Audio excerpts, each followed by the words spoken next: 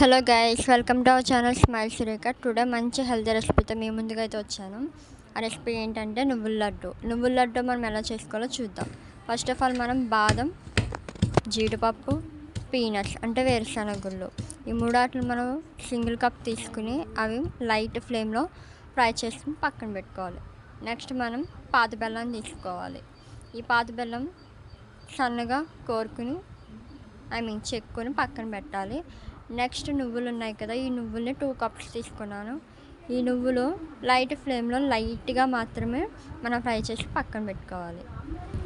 ఇలా దీన్ని పక్కన పెట్టుకున్న తర్వాత మొత్తం నువ్వులు, ఈ డ్రై ఫ్రూట్స్ అండ్ బెల్లం ఉన్నాయి కదా, ఈ మూడు పక్కన పెట్టేసుకుని మూడాట్లు మనం ఇప్పుడు మిక్సీ అనేది పట్టుకోవాలన్నమాట.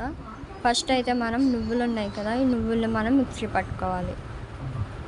పౌడర్ అయ్యేటట్టు మనం మిక్సీ అయితే పట్టుకోవాలన్నమాట. ఈ రెసిపీ అయితే చాలా హెల్దీ, గర్ల్స్కి అయితే చాలా బెనిఫిట్స్ ఉంటాయి ఈ లడ్డూస్ తినడం వల్ల. ఇలా పౌడర్ చేసుకున్నాం కదా నువ్వులు, ఈ విధంగా పౌడర్ అయిన తర్వాత నెక్స్ట్ మనం డ్రై ఫ్రూట్స్ ఉన్నాయి కదా, బాదం, జీడిపప్పు, పీనట్స్ ఇవన్నీ కూడా వేసుకుని అవి కూడా మిక్సీ పట్టుకోవాలి.